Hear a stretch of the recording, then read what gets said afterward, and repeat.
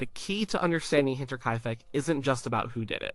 It's about why we'll never know. And the reason for that is simple. People. Lots of people. People walking everywhere. People touching everything. People trying to help. But instead, they were erasing the truth with every single step they took. So, did the search party trample the key evidence? Yes, absolutely. They didn't just trample it.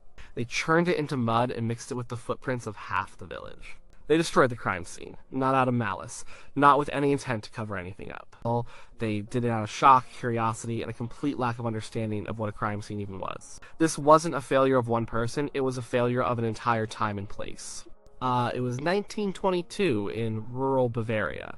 The concept of forensic science, the sterile crime scene, was something for big city detectives and novels, not for farmers dealing with a horror they couldn't comprehend. To really get it, you have to picture the scene. Not the bloody one, not yet. Picture the scene before. Hinterkaifeck was not a welcoming place. It was a farmstead set off by itself, a collection of buildings isolated from the nearby village of Kaifeck. The Gruber family lived there. They were known, but not well liked. Andreas Gruber, the patriarch, was a hard, controlling man. His wife, Cecilia, was worn down by life and her husband. Their widowed daughter, Victoria, lived there with her two children, Cecilia and Joseph. And then there was the new maid, Maria Baumgartner, who had only been there for a few hours before she was killed. Strange. Rumors of incest between Andreas and Victoria were more than rumors. They had been convicted of it. The whole family dynamic was poisoned. They kept to themselves. So when they disappeared for a few days, it wasn't immediately alarming. The little girl, Cecilia, didn't show up for school. The family missed church on Sunday. The mail piled up. These were small things, but they started to add up. The man who put the pieces together was Lorenz Schlittenbauer. He was a neighbor, and his history with the Grubers was complicated. He was likely the father of Victoria's young son, Joseph. He had a connection to the family, a reason to be concerned. On April 4th, 1922, after a few days of silence from the farm, he decided to check on them. He didn't go alone. He gathered a couple of other men. This was the beginning. The first group, the search party, they walked onto the property. Their footprints were the first of many to start obscuring whatever the killer might have left behind. They called out. No answer. The place was eerily quiet. The dog didn't bark. The front door was locked. They walked around the buildings trying to peer into windows. They eventually made their way to the barn. The big barn door was open. Schlittenbauer went in first. What he saw would define the rest of his life. He found bodies, not just one, but four, piled in the corner of the barn, covered with hay. It was Andreas Gruber, his wife Cecilia, his daughter Victoria, and the young Cecilia. They had been lured into the barn one by one and slaughtered. Their heads were crushed. It was a scene of unbelievable violence. What did Schlittenbauer and the other men do? They didn't retreat, they didn't preserve the scene, they were in shock, they acted on instinct. Schlittenbauer reportedly moved some of the hay. He may have touched the bodies to check for signs of life, a futile, horrified gesture. They then left the barn and went to the main house. They had to force a door to get in. Inside, they found two more victims. The new maid, Maria, was dead in her bedchamber. And in the cot next to his mother's empty bed, little 2-year-old Joseph was also dead, killed in his sleep. Every door they opened, every surface they touched, every floorboard they crossed added another layer of contamination. After finding all 6 bodies, they didn't seal the farm and go for the police. Instead, the news spread like fire through the small community. People started coming. First a few, then more. They came from the village and the surrounding farm.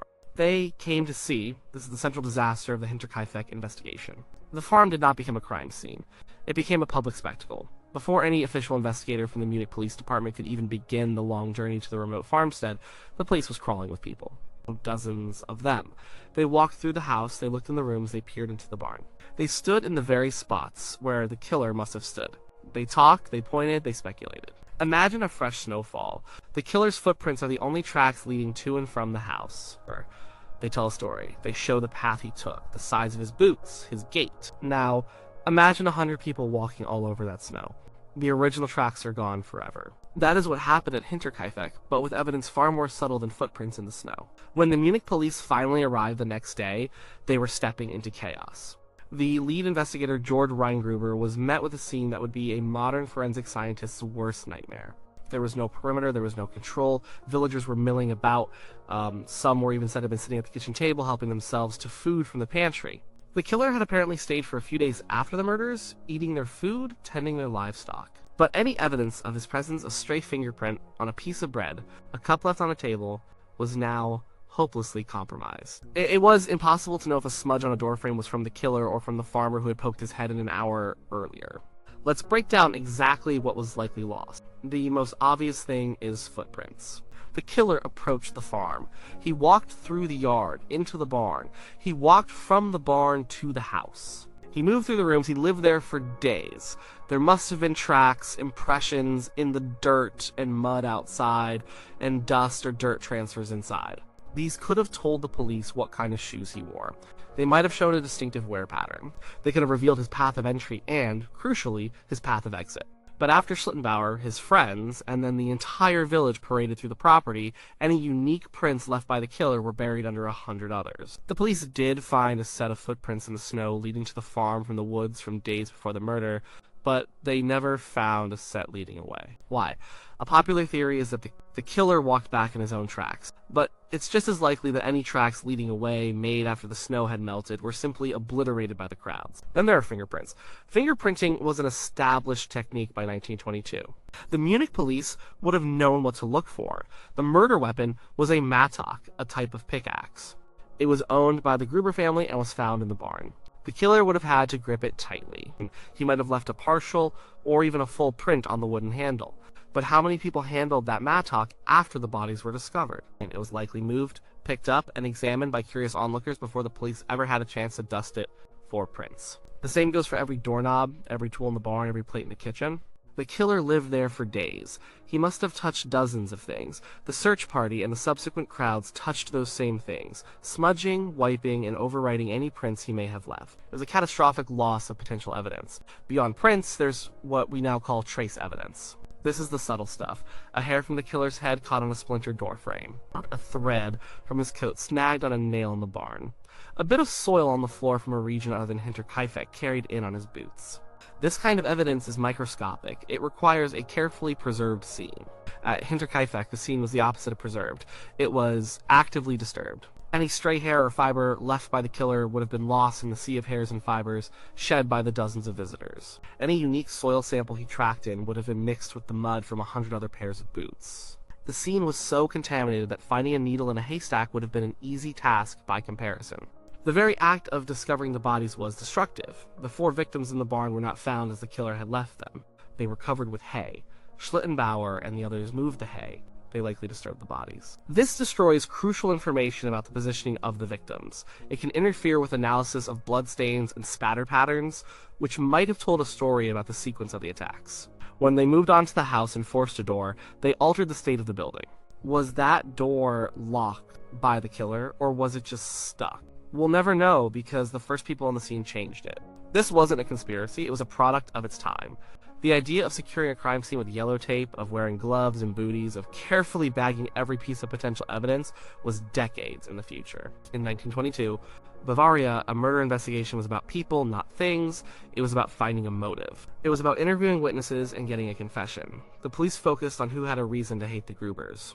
And many people did. They chased down rumors about disgruntled lovers, vagrants, and angry neighbors. They investigated hundreds of suspects over the years. But without physical evidence, all they had were stories.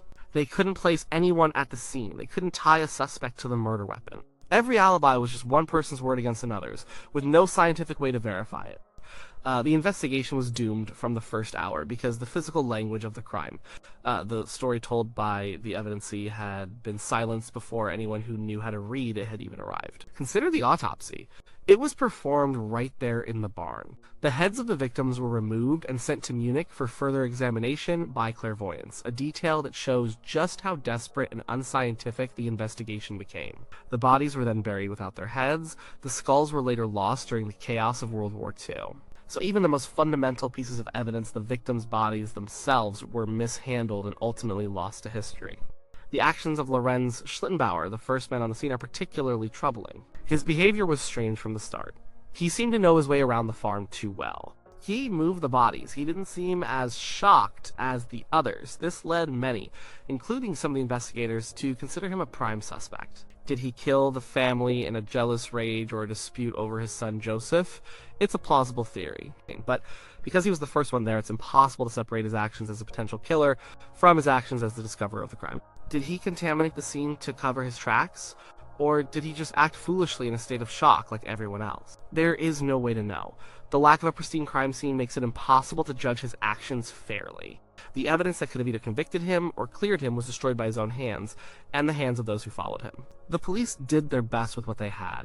They interviewed everyone. They chased leads across the country. They arrested people only to release them for lack of proof. The case file grew thick with theories, but thin on facts. They knew how the Grubers were killed. They knew where. But they had nothing to connect a who to the crime. This is the ultimate tragedy of Hinterkaifeck, beyond the brutal murder of a family. It's the fact that the crime was probably solvable.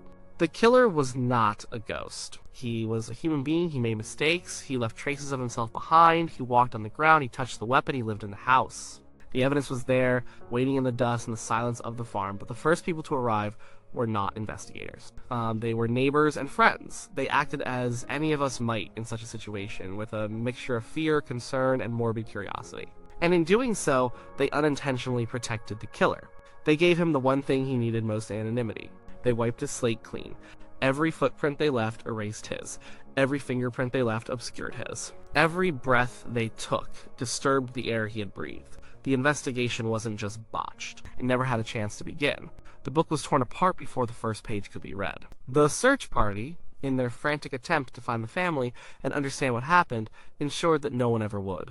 They found the bodies, but in the process they lost the truth forever.